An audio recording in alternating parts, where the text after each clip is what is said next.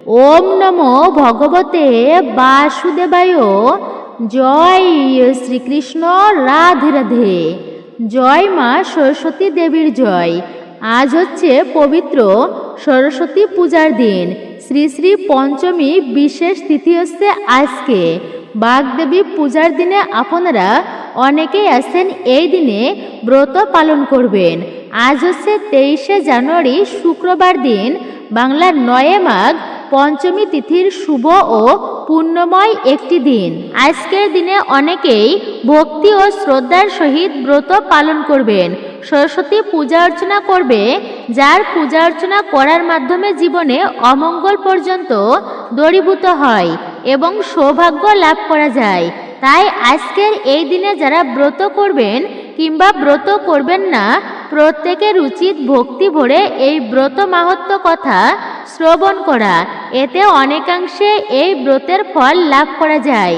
তাই আজকের ভিডিওতে আমরা সেই বিষয়ে জানার চেষ্টা করব সকলেই।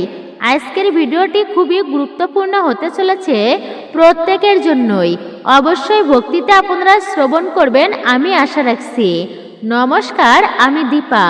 দেশ ও দেশের বাইরে থেকে যে সকল দর্শকেরা এই মুহূর্তে আপনারা ভিডিওটি অন করেছেন তাদের প্রত্যেককে সুস্বাগত জানাই রায়কিশোরী দীপা অর্থাৎ সনাতন ধর্মীয় তথ্যমূলক চ্যানেলে। আমি সর্বদাই চেষ্টা করি সনাতন ধর্মের এরকমই সকল গুরুত্বপূর্ণ বিষয়গুলি আপনাদের সামনে উপস্থাপন করতে, শেয়ার করতে। তাই আসুন সকলে আজকের এই গুরুত্বপূর্ণ তথ্যসমূহ আমরা প্রত্যেকেই জেনে নিই। আশা করছি আজকের এই তথ্যগুলো আপনাকে অবশ্যই সমৃদ্ধ করবে। ভালো লেগে থাকলে অবশ্যই একটা লাইক করে কমেন্টে জয় মা সরস্বতী দেবীর জয় একবার হলেও লিখে যাবার জন্য অনুরোধ জানাচ্ছি। বসন্ত ঋতুরাজ বসন্ত তার পঞ্চমী তিথিতে স্বয়ং মা সরস্বতী দেবী মাঘ মাসের শুক্লপক্ষের এই পঞ্চমী তিথিতে স্বয়ং মা সরস্বতী তিনি আবির্ভূতা হয়েছিলেন ভগবানের জিহ্বা অগ্র থেকে। তাই এই দিনটি বড়ই পবিত্র দিন, শুভ একটি দিন। মা লক্ষ্মীরই অপর একটি রূপ হচ্ছে দেবী সরস্বতী। সাধারণ নয় কিন্তু এটি। ভগবান বিষ্ণুর 4 জন স্ত্রী দেবী লক্ষ্মী, গঙ্গা দেবী, তুলসী মহারানী এবং সরস্বতী। সরস্বতী দেবীর কৃপা হলে তিনি লক্ষ্মী দেবীরও কৃপা লাভ করতে পারেন। ইতিহাসে এই একজন নারীকেই পাওয়া যায় যিনি সধবা হওয়া সত্ত্বেও বিধবা মায়ের অর্থাৎ শ্বেত বস্ত্র পরিধান করে। কেননা জ্ঞানের প্রতীক হচ্ছেন সাদা, ধৈর্যের প্রতীক সাদা, শান্তির প্রতীক সাদা। তাই যেহেতু শ্বেতবস্ত্র সেটি হচ্ছে সত্য গুণেরই প্রতীক, তাই যে কেউ শ্বেতবস্ত্র পরিধান করতে পারেন। এই শ্বেতবস্ত্র পরিধান করে আপনারা ঠাকুর পূজা দিতে পারেন। ঠাকুর পূজা দেওয়াকে শ্বেতবস্ত্র পরিধান করে সব থেকে মঙ্গলময় বলা হয়েছে। সাদা কাপড় আজকের এই সরস্বতী পূজার দিনে সবারই শ্বেতবস্ত্র পরিধান করা।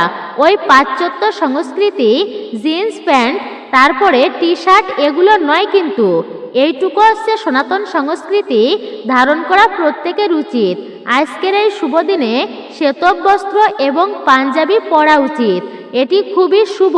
মায়ের সবথেকে প্রিয় রং হচ্ছে কিন্তু সাদা। দ্বিতীয়ত হচ্ছে এই দিনটি আরও কেন গুরুত্বপূর্ণ, কেননা এই দিনে আরেকটা ভালো তিথি হচ্ছে যে ভগবান শ্রী চৈতন্য মহাপ্রভুর স্ত্রী বিষ্ণুপ্রিয়া দেবী তিনি কিন্তু এই শুভ দিনে আজকের এই বসন্ত পঞ্চমীর দিনে তিনি আবির্ভূতা হয়েছিলেন। তাই বৈষ্ণবদের কাছে একটা খুবই শ্রদ্ধার দিন এই দিনটি। আজকের দিনে অর্ধবেলা সবার উপবাস করা উচিত। তাই সরস্বতী পূজার উপবাস করে ভক্তি ভরে তারপরে পূজা অর্চনা দেওয়া উচিত, পুষ্পাঞ্জলি দেওয়া উচিত। তাই এই দিনে আপনারা সবাই ব্রত করবেন। আজকের এই দিনে যদি ব্রত নাও করতে পারেন তারপরেও চেষ্টা করবেন ফলমূলাদি গ্রহণ করে অন্ততপক্ষে সরস্বতী পূজার আগ পর্যন্ত মানে বেলা 12টা পর্যন্ত ফলমূলাদি গ্রহণ করে থাকতে এবং পূজা শেষে মায়ের প্রসাদ গ্রহণ করে তারপরে আপনারা ব্রত ভঙ্গ করতে পারেন। কিন্তু যদি ব্রত করেন কিংবা না করেন, ভুলক্রমেও কখনো আমিষ খাবার আপনারা এই দিনে ভক্ষণ করবেন না। মনে রাখবেন, যে বাড়িতে শুভ দিনে অপর প্রাণীর মাংস রন্ধন করা হয় বা ভক্ষণ করা হয়, সেই পরিবারের থেকে লক্ষ্মী হানি হয়। সেই পরিবারে মা লক্ষ্মী কখনো স্থায়ীভাবে থাকেন না, মা লক্ষ্মী বিদায় নেন। আর সরস্বতী দেবী লক্ষ্মী দেবীরই কিন্তু একটা রূপ। এই সরস্বতী যখন মা লক্ষ্মী দেবী, তিনি যখন জ্ঞান অধিষ্ঠাত্রী অর্থাৎ জ্ঞান রূপে প্রকাশিত হন, তখন তিনি দেবী সরস্বতী। তাই আজকের এই শুভ দিনে ভুলক্রমেও কখনো মাছ মাংস এগুলো ভক্ষণ করা উচিত নয়, ব্রত করা উচিত। ব্রত করতে না পারলেও অবশ্যই নিরামিষ খাবার গ্রহণ করবেন। এবং ব্রতের নিয়ম কি? অনেকেই বলেন এই ব্রত কোন নিয়মে পালন করতে হবে, কোনো নিয়ম আছে কিনা? হ্যাঁ, অবশ্যই ব্রতের নিয়ম রয়েছে। ব্রতের আগের দিনে নিরামিষ খাবার গ্রহণ করতে হয়। যদিও খাবার ভুলক্রমেও আপনি না খেতে পারেন নিরামিষ খাবার, তথাপিও বলা হয়েছে অবশ্যই চেষ্টা করবেন। আজকে ব্রত করতে খুবই আপনারা এই দিনে সকাল সকাল ব্রতের দিনে ঘুম থেকে উঠে সরস্বতী দেবীর পূজায় অংশগ্রহণ করে সারাটি দিন ভক্তিময়ভাবে কাটানো উচিত। তবে আজকে সব থেকে ভালো হয় যদি কেউ ইষ্ট মন্ত্র জপ করতে পারেন। মনে রাখবেন, গুরুদেবের প্রদত্ত মন্ত্র এর উপরে কোনো মন্ত্রই হয় না। প্রতিদিন যে ব্যক্তি গুরুদেবের প্রদত্ত মন্ত্র জপ করে তার জীবনে কোনো অশুভ থাকে না, গ্রহদোষ পর্যন্ত দূরীভূত হয়, অশুভ পর্যন্ত নাশ হয়। তাই আপনারা এই শুভ দিনে সেই ইষ্টমন্ত্র জপ করাকে সর্বমঙ্গলময় বলা হয়েছে। পাশাপাশি অবশ্যই পুষ্প অর্পণ করবেন। তা যা কিছুই হোক না কেন, আজকের দিনে কিন্তু আপনি পুষ্প অর্পণ করবেন। আপনার সময় শেষ হয়ে যাচ্ছে পূজার শুভ মুহূর্ত, এখন পুষ্পাঞ্জলি দেওয়া যাবে কিনা অবশ্যই আপনি ভাবছেন, তো অবশ্যই দেওয়া যাবে পুষ্পাঞ্জলি। ঠাকুর পূজা সম্পূর্ণ হয় না কিন্তু যতক্ষণ পর্যন্ত ঠাকুরকে পুষ্প অর্পণ করা না হয়। তাই ভক্তি ভরে সবাই আজকের এই দিনে পুষ্পাঞ্জলি অবশ্যই দিবেন মায়ের চরণে। কেননা আপনার প্রিয় ফুল হতে পারে, আপনার প্রিয় ফুল গাঁদা হতে পারে, শিউলি হতে পারে, রজনীগন্ধা হতে পারে, গোলাপ হতে পারে, তো আপনার প্রিয় ফুল গন্ধরাজও হতে পারে। আপনার যে ফুল প্রিয় বা আপনার যে ফুলটি ভালো লাগে সেই ফুলটি মায়ের চরণে নিবেদন করাকে সর্বোত্তম বলা হয়েছে। তবে মা সরস্বতী কিন্তু সাদা ফুল পছন্দ করেন বা হলুদ ফুলও তিনি পছন্দ করেন। তো বলা হয়েছে আজকের এই দিনে মালা গেঁথে তার গলদেশে নিবেদন করতে পারেন। না হলে বলা হয়েছে ভক্তি ভরে মায়ের চরণে কিছু পুষ্প আপনি অর্পণ করবেন।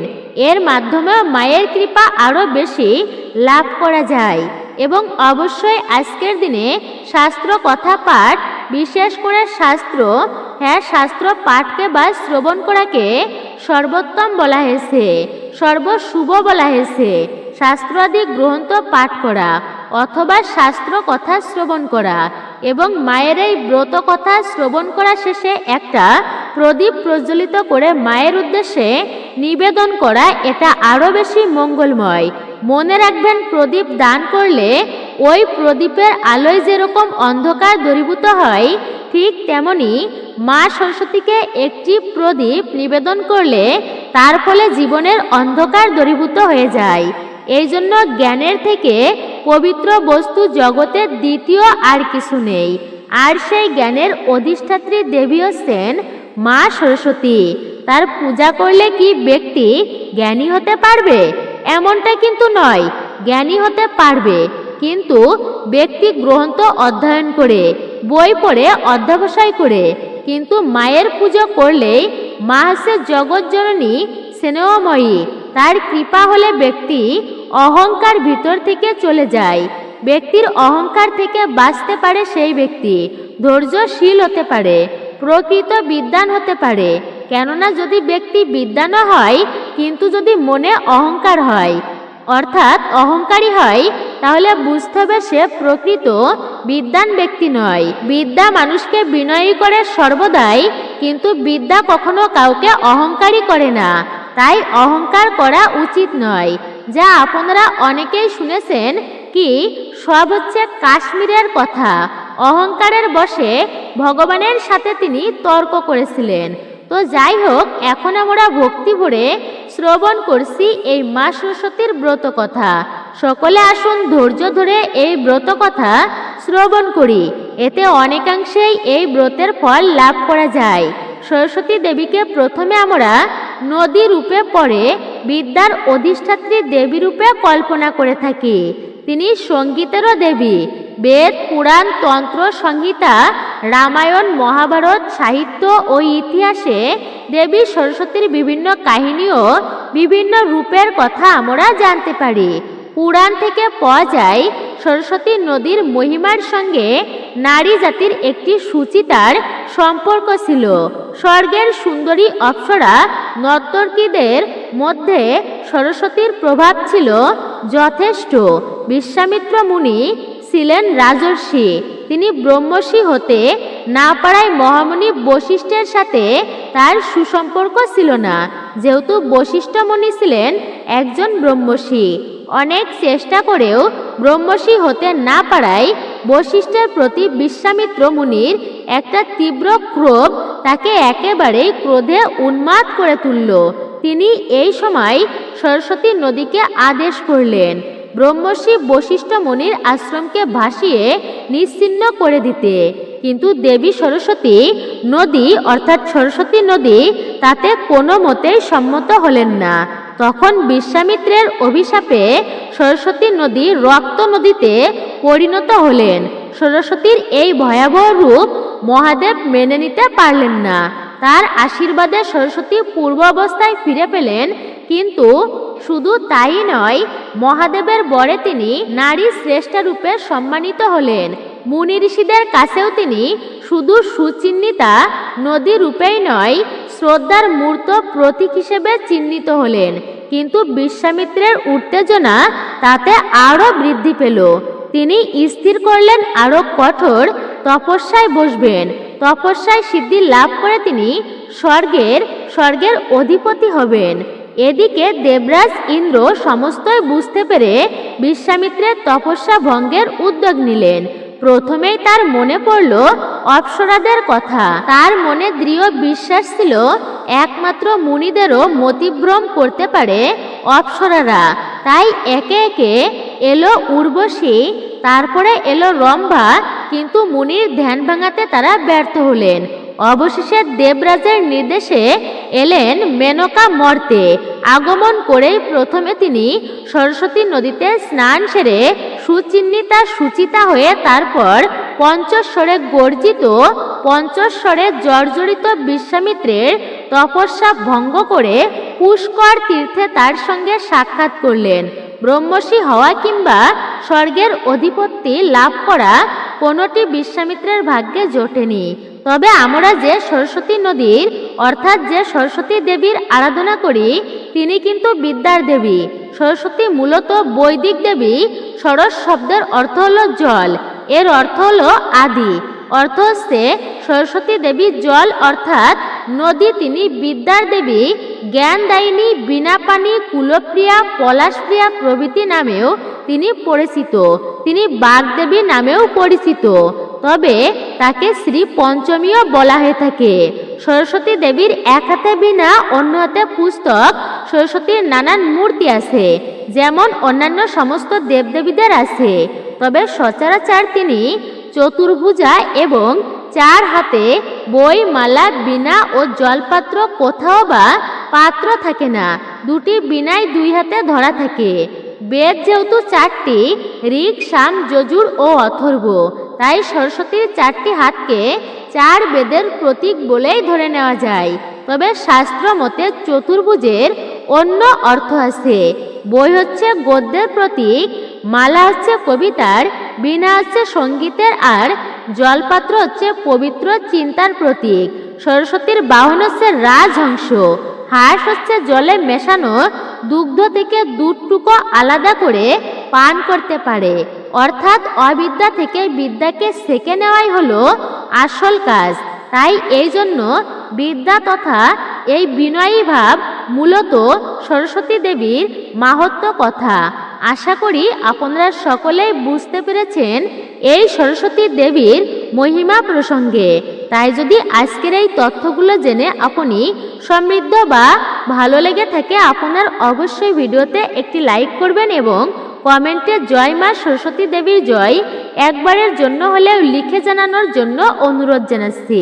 চ্যানেলে নতুন হলে অবশ্যই চ্যানেলটি সাবস্ক্রাইব করবেন, পাশে থাকা নোটিফিকেশন বেল আইকনটি অবশ্যই অল করে দিবেন। একজন সনাতনী বোনকে আপনারা সাপোর্ট করবেন আমি আশা রাখছি। সকলে ভালো থাকুন, সুস্থ থাকুন, পরম করুণাময় ঈশ্বরের অশেষ কৃপায় সকলের জীবনে মঙ্গল হোক এই কামনায় আজকের ভিডিওটি এখানেই সমাপ্ত করছি।